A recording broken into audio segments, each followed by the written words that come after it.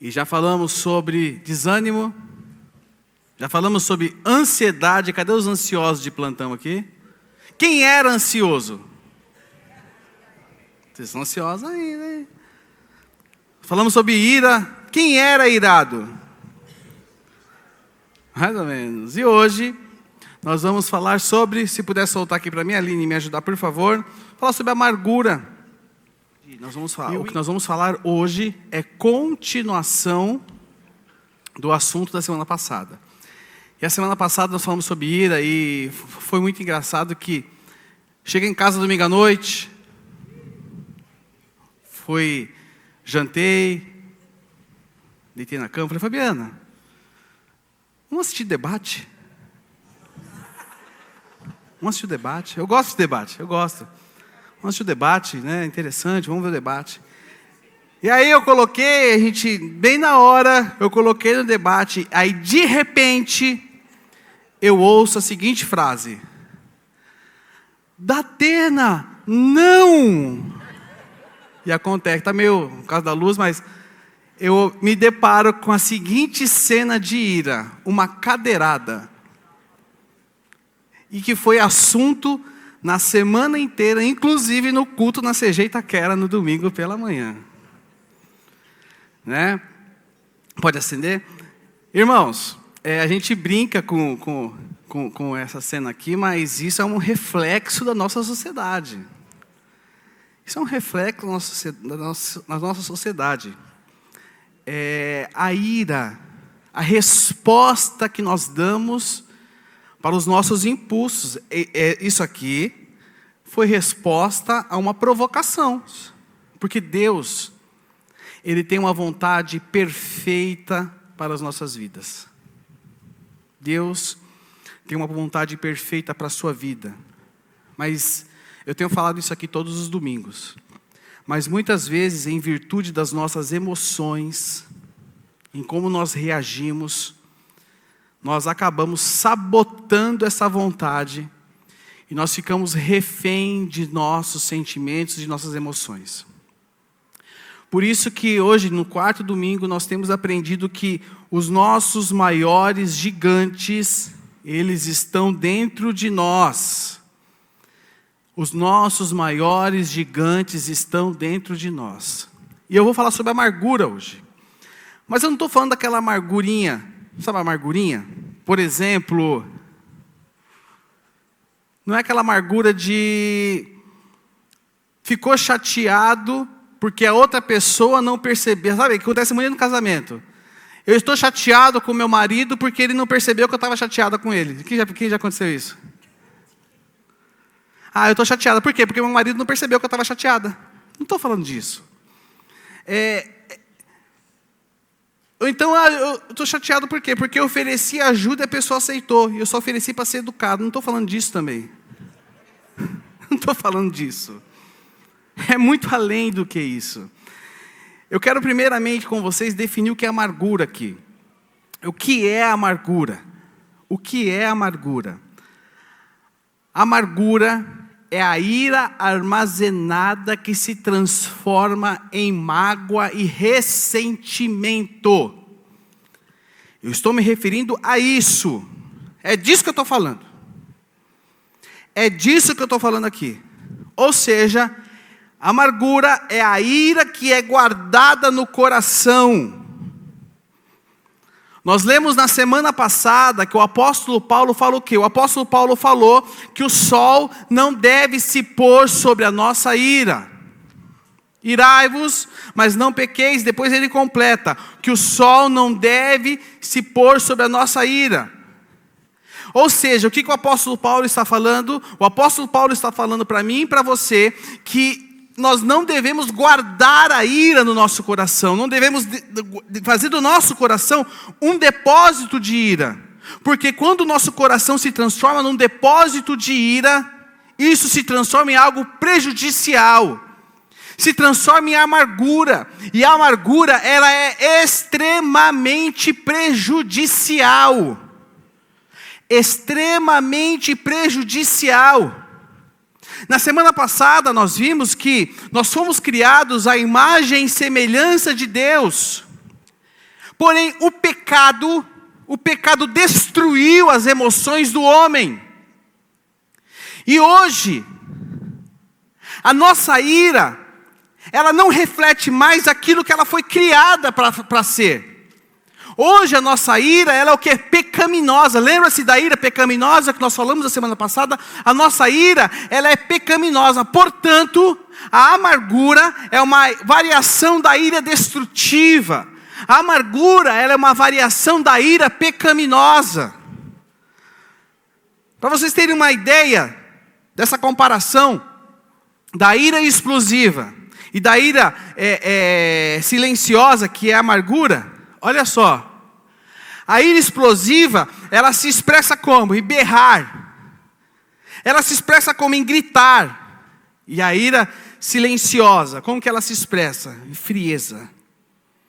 Ela se expressa como em mau humor.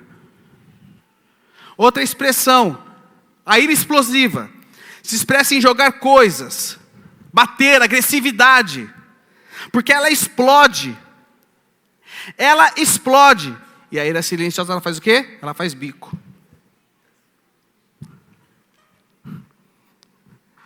Estou vendo os cutucão, viu? Eu estou gostando de ver porque os maridos estão chegando roxo em casa, as mulheres estão chegando tudo com uns bolão roxo aqui, ó. Faz bico. A ira explosiva, ela responde de bate-pronto. Ela discute. A ira explosiva, ela não leva desaforo para casa. A ira silenciosa, ela chora. E quando responde, ela não sabe responder. Porque precisa saber responder.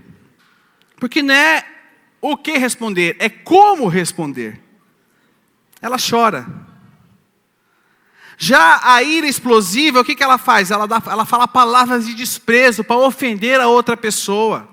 Ela diminui a pessoa. Ela fala palavras que vai querer diminuir a outra pessoa, jogar a pessoa na lona. Ela vai querer sair por cima, sabe o famoso? Sair por cima da carne seca.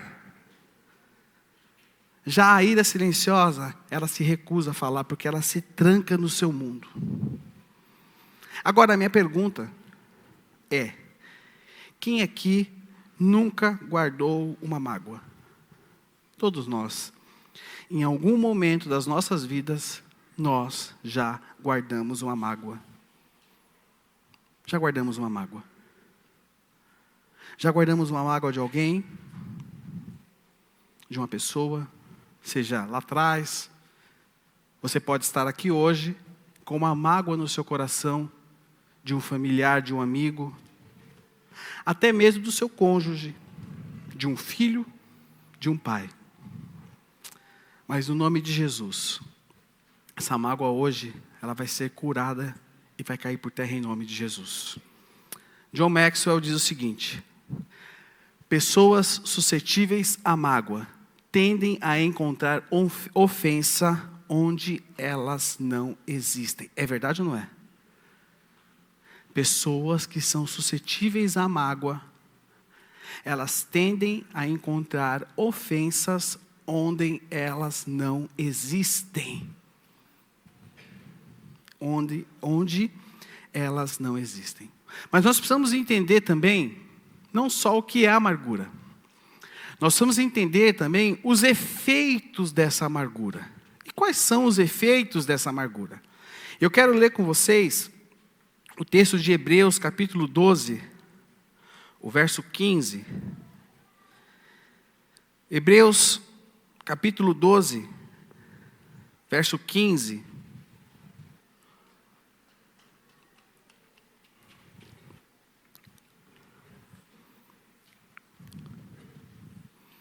Hebreus 12, 15, nos diz o seguinte: cuidem para que ninguém fique afastado da graça de Deus, e que nenhuma raiz de amargura brotando cause perturbação, e por meio dela muitos sejam contaminados. A palavra aqui raiz de amargura, a palavra aqui, ó, raiz de amargura. Ela é a figura de uma erva daninha. Ela é a figura de uma erva venenosa que pode matar. É a figura de uma planta que, se você comer dela, você pode se contaminar. Você pode ficar muito ruim. Essa é a figura. É a figura de um produto tóxico. Essa é a tradução no original dessa palavra aqui, raiz de amargura. Ou seja, o escritor aos Hebreus está falando para nós ouvintes. A amargura é um veneno. E aí muito conhecido, se eu não me engano foi William Shakespeare, que vocês me corrigem, que escreveu isso, se eu não me engano. Que a amargura é um veneno que você toma esperando que o outro morra. É isso mesmo, William Shakespeare? Não sei, há controvérsias. Mas falaram isso, alguém falou, fui eu que falei, pronto. Considero que fui eu que falei. Mas, esse veneno, ele produz efeitos. Este veneno, ele produz efeitos. E que efeitos são esses? E o primeiro efeito que ele produz é que ele me afasta de Deus. E aí o texto diz, cuidem para que ninguém fique afastado da graça de Deus. Ou seja, presta atenção, a amargura, ela é pecado. A amargura, ela é pecado. E se você vive amargurado, você está vivendo em pecado. Sabe por quê? Porque nós somos chamados a andar na luz com o nosso próximo. E quando a palavra nos chama, quando a Bíblia, nossa regra de fé, nos chama a nós andarmos na luz com o nosso próximo, mas porém eu ando amargurado com ele, eu estou andando em pecado. E aí o que a palavra diz? Cuidem para que ninguém fique afastado da graça de Deus. Eu estou andando em pecado, eu me afasto de Deus. E aí, completando, por isso que muitos andam desanimados. Sabe por quê? Muitos andam desanimados porque andam amargurados. O seu coração está cheio de amargura. Porque a palavra nos mostra que a amargura é uma raiz. É uma raiz, ó. Nenhuma raiz de amargura. A amargura é uma raiz. E a raiz, o que a raiz faz? Ela começa a crescer. Ela cresce, ela cresce, ela cresce, ela cresce. E ela vai tomando forma. E quando a pessoa vai ver, ela já está afastada de tudo e de todos. Por quê? Porque ela foi tomada por uma raiz. Tomada por uma raiz venenosa. E aí vem a segunda parte. Essa raiz, ela faz o quê? Ela me destrói por dentro. Brotando causa perturbação. É essa parte agora. Ela me destrói por dentro. Ela causa destruição em mim por dentro. E essa destruição, ela começa a me consumir internamente. Pesquisas médicas mostram, sabe o que elas mostram? Que grande parte de doenças vem de problemas emocionais. Por exemplo, úlceras, hipertensão, alergia, asma, estresse. A amargura é algo desastroso para a nossa saúde. E agora sim, ela contamina os outros, aí sim, e por meio dela muitos sejam contaminados. Eu estou tão contaminado por aquela raiz, o que eu faço? Eu começo a contaminar quem está ao meu redor. Eu começo a contaminar as pessoas que estão no meu convívio. Eu começo a contaminar as pessoas que estão andando comigo. Aí ela contamina o quê? Relacionamentos. Ela desfaz famílias. Ela desfaz amizades. Ela desfaz igrejas. Quantas igrejas que eu conheço que não romperam alianças por causa de amargura? A amargura, ela é extremamente contagiosa. Extremamente contagiosa. Então, o que nós podemos fazer? O que você pode fazer para lidar com a amargura? Eu gostaria de me focar nessa questão aqui. A cura para a amargura. E você pode dizer aí no seu lugar, é simples, Leandro. É só não se machucar. Eu queria te dizer algo. É impossível nós nos relacionarmos. É impossível nós nos relacionarmos com as pessoas e nós não nos machucarmos. É impossível. Sabe por quê? Relacionamento gera intimidade. E intimidade gera conflito. Porém, esses conflitos, eles têm que ser trabalhados com perdão. Intimidade gera maturidade. Intimidade gera maturidade e crescimento. Amar dói. Sabia que amar dói? 1 Coríntios, capítulo 13, verso 7, diz o seguinte: o amor tudo sofre, tudo crê, tudo espera e tudo amar dói. Porque intimidade gera conflito. E amar é isso. Amar é se machucar o tempo todo. Saiba que quem tem medo de se machucar não se casa. É ou não é? Porque casamento é uma vida de conflito. É uma vida de lapidação diária. Agora, a grande questão da vida, sabe qual é? O que eu faço com essas feridas? O que eu faço com essas feridas? Porque no decorrer das nossas vidas, nós vamos ter machucados. Nós vamos ter feridas. Henry Nouwen, que é um teólogo que eu gosto muito, ele diz o seguinte: algumas pessoas tornam-se ásperas à medida que envelhecem. Outras envelhecem alegremente. Isso não significa que a vida daqueles que se tornam ásperos tenha sido mais dura do que a daqueles que se tornam alegres.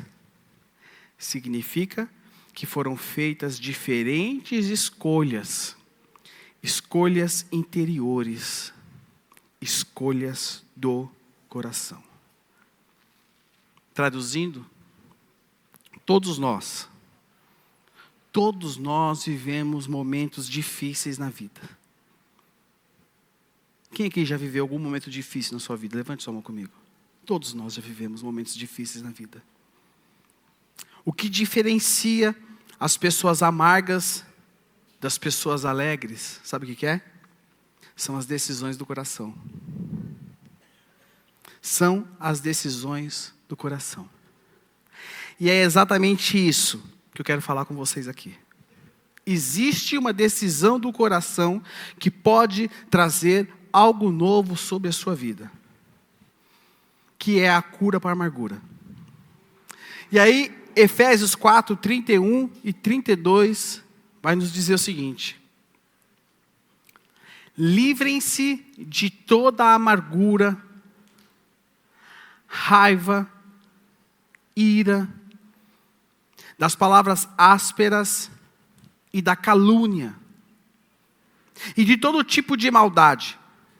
Em vez disso, sejam bondosos e tenham compaixão uns dos outros, perdoando-se como Deus os perdoou em Cristo. Aqui, vamos falar da cura para a amargura. E aqui o apóstolo Paulo, ele nos diz o seguinte: livrem-se do quê? Ele está te convidando a você se livrar da amargura. Como? Presta atenção. Como? Perdoando-se.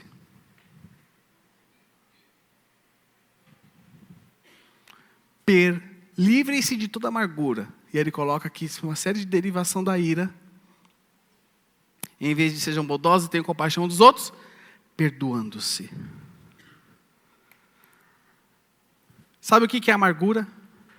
Amargura nada mais é resultado de nós não perdoarmos. Amargura nada mais é resultado de não perdoarmos. Sabe por quê? Porque a semente ela cai no coração. E ao invés de nós perdoarmos, ao invés da gente perdoar e arrancar aquela semente do coração, a gente deixa lá. E aquela semente cresce. E ela gera raiz. E eu cultivo aquela semente. E aquela semente começa a criar raiz. E a raiz de amargura começa a crescer no coração. E ela começa a tomar a minha vida. E aí começa todo aquele efeito que eu falei no começo. Contaminar as pessoas que estão ao meu redor. Contaminar o meu corpo. Me afastar das pessoas. E é todo aquele processo de uma semente que é venenosa. Portanto, meus irmãos, o perdão é a pá de Deus para cavar o solo do coração e nos livrar desta raiz maligna que é a amargura. Isso é o perdão. E o primeiro beneficiado com o perdão, sabe quem é? Sabe quem é? Você. Quem perdoa. O primeiro beneficiado com o perdão é quem perdoa. O primeiro beneficiado é você. Mas o que é o perdão? Para nós entendermos o que é o perdão, nós precisamos primeiro entender o que não é o perdão. Então, perdão não é, em primeiro lugar, perdão não é esquecimento. Tem gente que acha que perdoar é esquecer. Perdoar não é ter amnésia. Ah, eu perdoei, mas não esqueci. Você não vai esquecer mesmo. Não é amnésia. Você não vai arrancar da sua mente. Você vai se lembrar. Mas quando você se lembra daquilo, aquilo não terá mais efeito sobre a sua vida. Aquilo não vai mais ter efeito. Perdoar não é esquecer. Perdoar não é sentimento. Ah, eu tenho que sentir. Não, não é sentimento. Aliás, Jesus perdoou enquanto ele sentia dor. Não é sentimento. Ah, eu tenho que sentir para perdoar. Não, você não tem que sentir nada. Você tem que perdoar. Perdoar é uma decisão do coração. Perdoar é uma decisão do coração. Sabe o que perdão não é também? Perdão não é tolerância. Ah, eu perdoei ele, eu perdoei ela. Agora deixa assim. Perdoar não é fazer vista grossa. Não é simular que nada aconteceu. Porque o que aconteceu precisa ser tratado. Entendeu? O que aconteceu precisa ser tratado. Perdoar é arcar com o prejuízo. Perdoar é assumir o dano. Perdoar é assumir o dano. Perdoar é assumir o prejuízo. Quem foi perdoado por Jesus, levanta a mão. Ele assumiu o seu prejuízo. Ele assumiu o seu dano. Perdoar é assumir com prejuízo. Perdoar não é condicional. Sabe condicional? Eu só vou perdoar se ele me pedir perdão.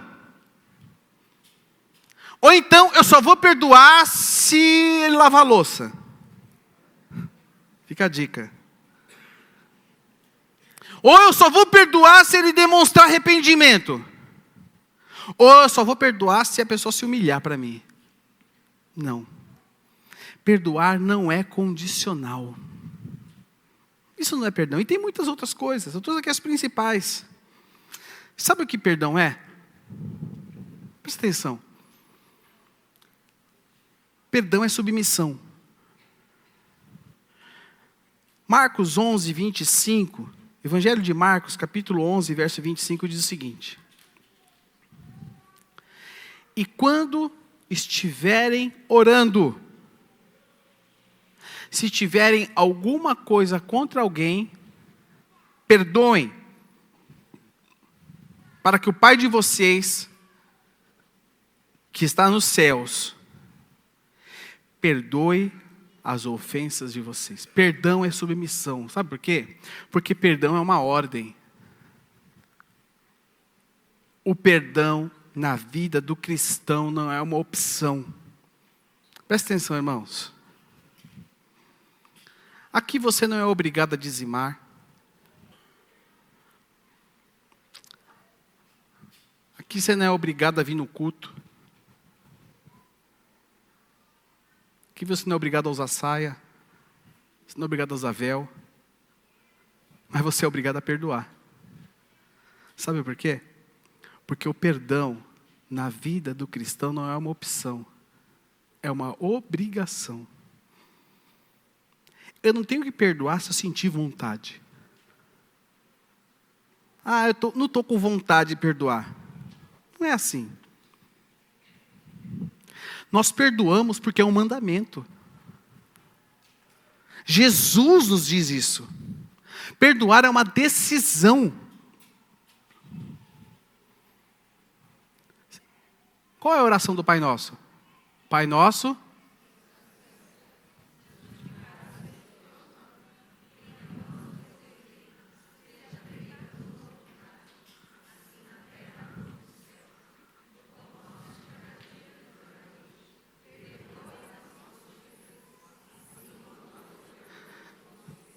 Muitos de nós não podíamos nem repetir essa oração. Perdoa. Quem que foi muito perdoado? É uma obrigação. Perdoar não quer dizer que eu estou me sujeitando ao ofensor. Não quer dizer isso. Sabe o que quer dizer? Que eu estou me sujeitando ao meu Deus. Que eu estou me sujeitando àquele que cuida de mim. Sabe que na Bíblia, essa foi a atitude de José. José fez isso. Abra sua Bíblia comigo em Gênesis 45:8. Abra aí. Gênesis 45:8.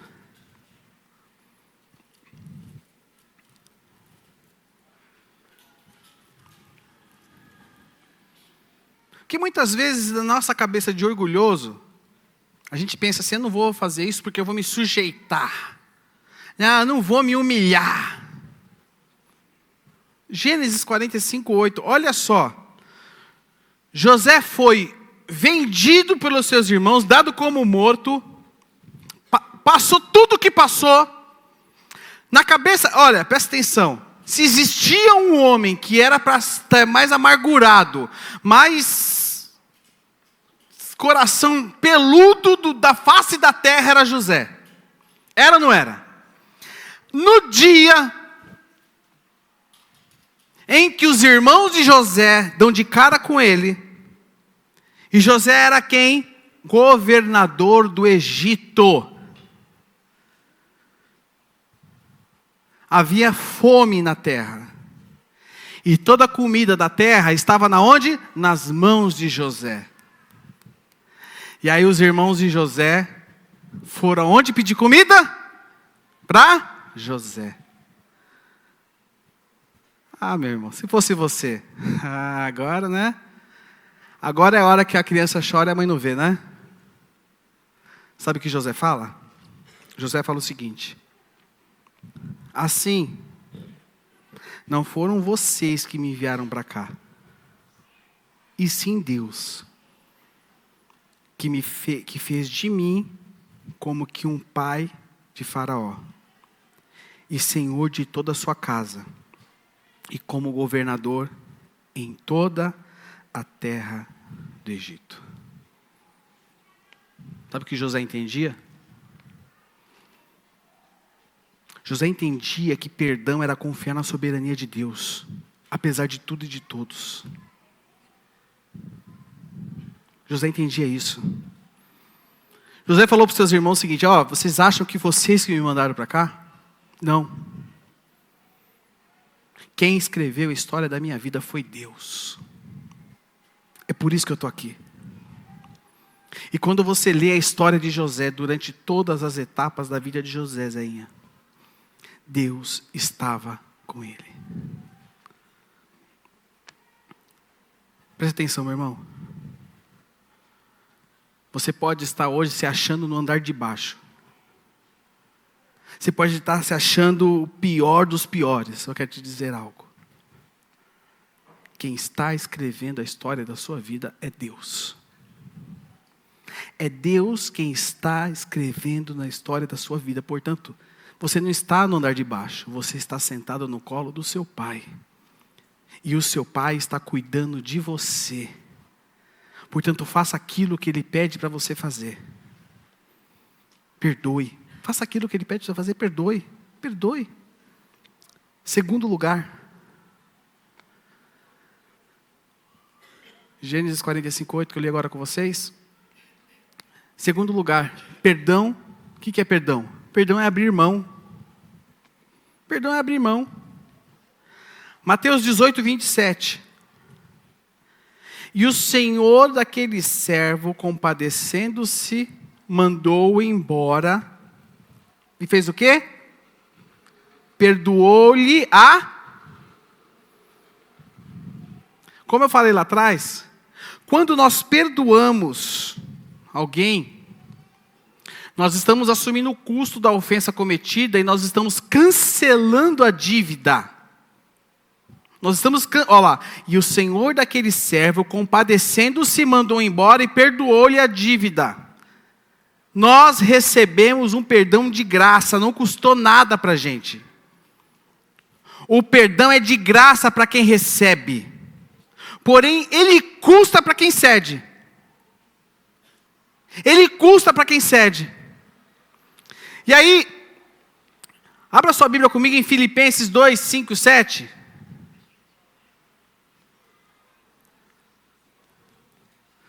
Filipenses 2, 5, 7. Diz o seguinte: tenham entre vocês o mesmo modo de pensar de Cristo Jesus, que mesmo existindo na forma de Deus, não considerou o ser igual a Deus algo que deveria ser retido a qualquer custo.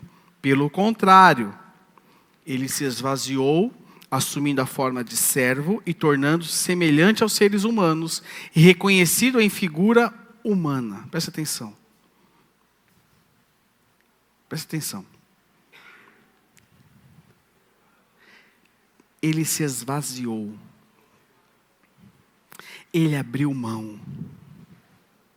Jesus foi crucificado como um criminoso.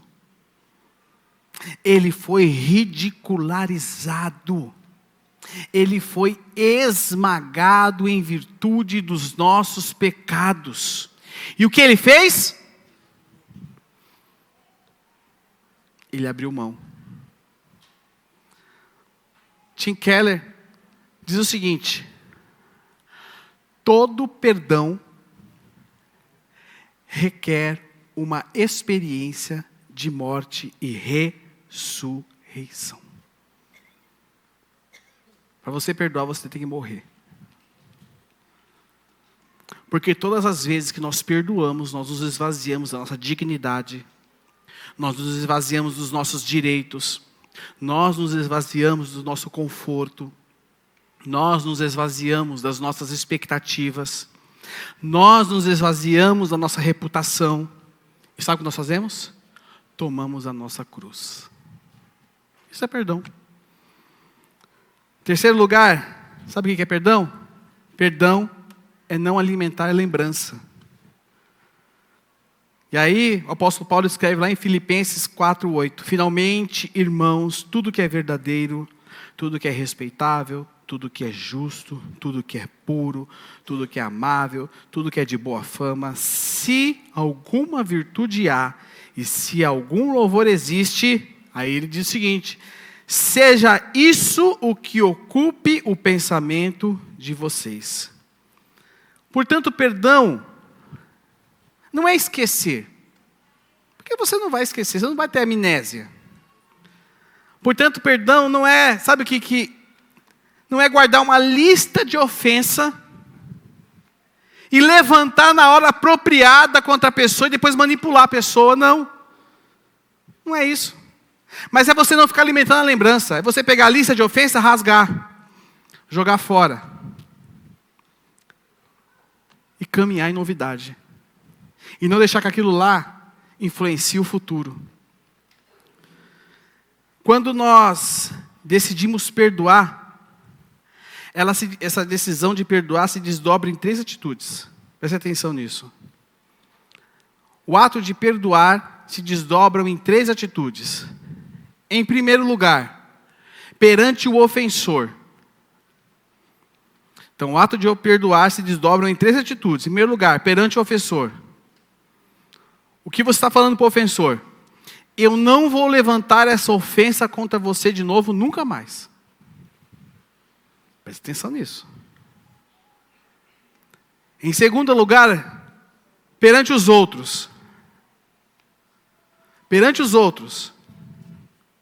Está falando o seguinte: eu não vou ficar falando isso com ninguém, não vou difamar você para ninguém, porque esse assunto acabou.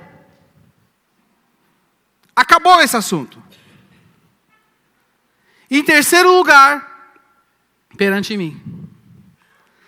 Eu não vou ficar remoendo lembrança, não vou ficar dando replay, não vou ficar puxando o VAR, não vou ficar levantando a situação de novo. Sabe, tem gente que gosta de puxar o VAR da memória, né? Como foi mesmo que aconteceu aquilo? Por isso não perdoa, fica lembrando toda hora. Não vai ficar alimentando lembrança.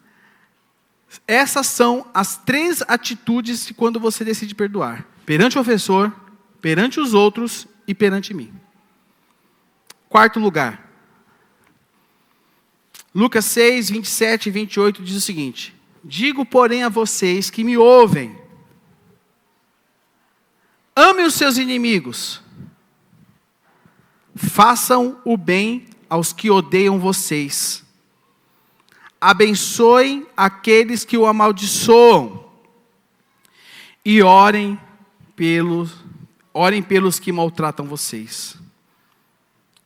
Quarto lugar é responder o mal com o bem.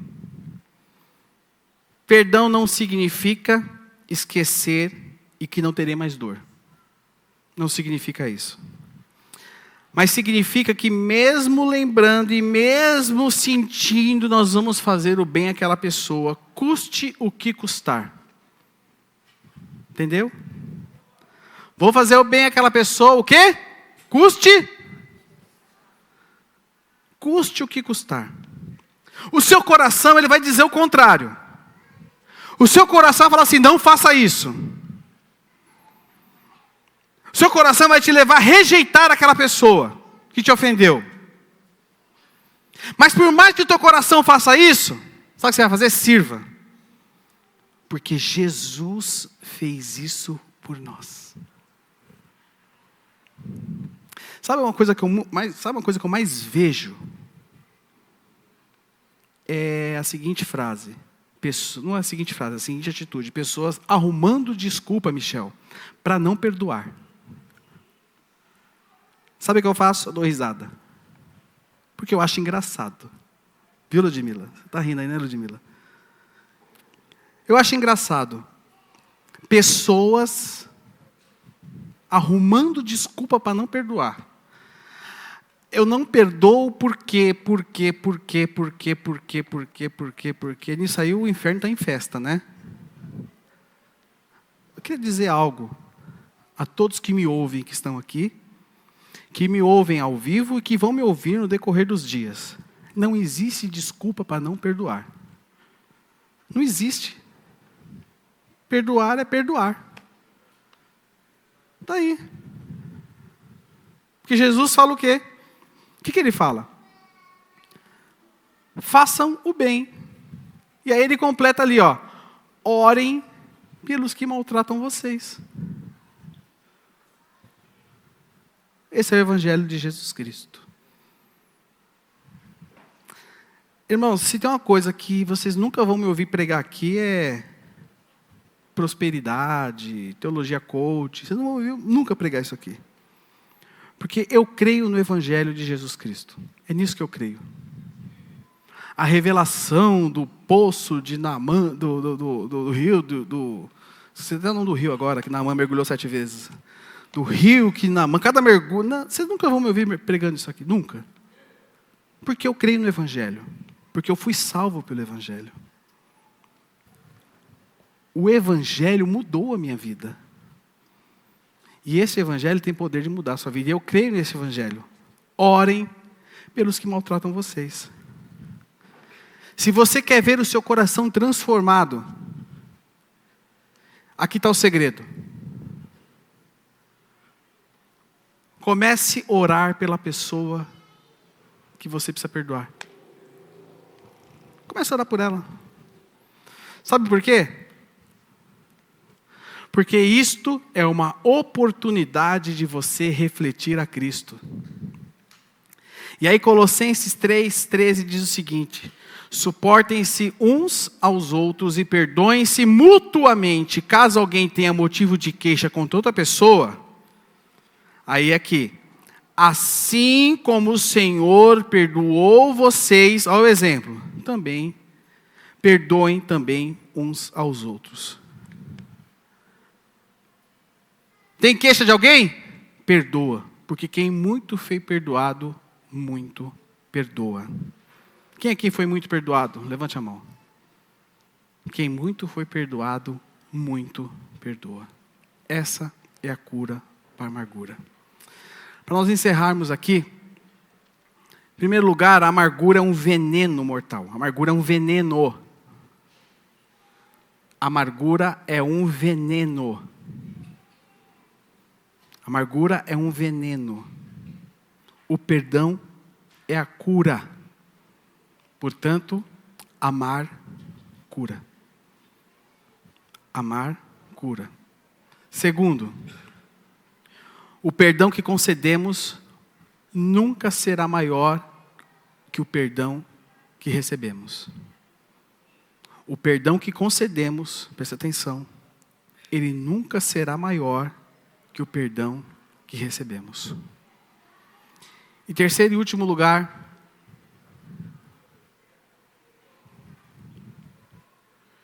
existe alguém que você precisa perdoar? Aproveite a oportunidade de fazer como Jesus. Só compartilhar um testemunho com vocês. Quando nós chegamos na comunidade, já compartilhei isso muitas vezes. Quem já é da casa já conhece, mas eu vou falar mais uma vez. A repetição, ela é boa. Quando eu e a Fabiana chegamos na comunidade, nossa vida estava travada em todos os aspectos.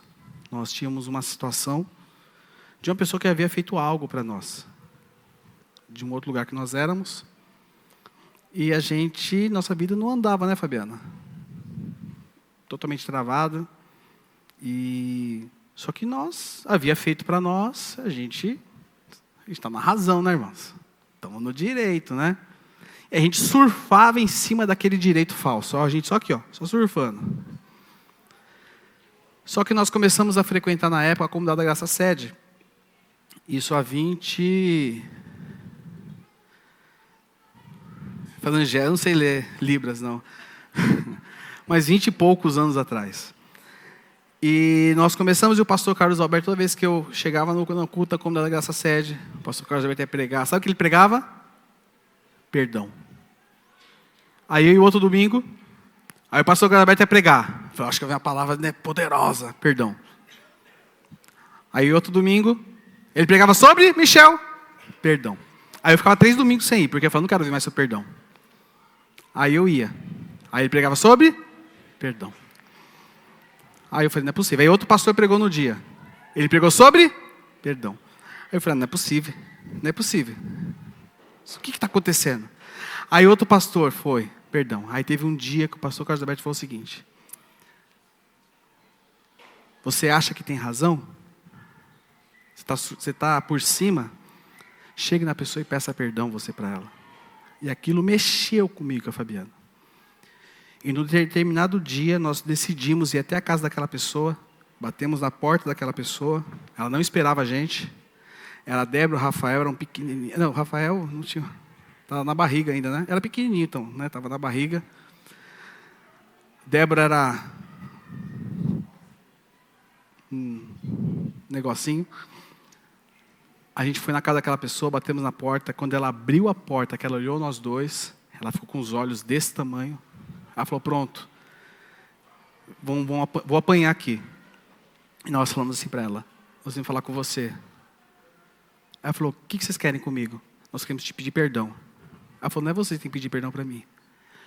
E a gente falou, se tudo aquilo aconteceu, alguma coisa a gente tem participação nisso e nós queremos pedir perdão. E naquele momento, Deus fez algo tão poderoso, que aquela pessoa estava afastada do Evangelho. Ela, na hora, ela voltou, levamos ela para a comunidade, quando a comunidade de Itaquera era lá na Bebê Varela. E Deus fez algo poderoso, nossa vida, todos os aspectos começou a andar, e Deus fez algo poderoso na nossa vida e na vida daquela pessoa. Portanto, quero te falar algo, o perdão é algo libertador. Sabe o que existia no nosso coração? Amargura. Nós estávamos acorrentados na amargura. Só que a amargura ela é invisível, a gente não enxerga. Sabia disso? Você não enxerga a amargura. E tem muita gente aqui hoje acorrentado na amargura. E você acha que não está, mas você está. Mas Deus quer quebrar esta corrente da sua vida em nome de Jesus. Vamos colocar de pé?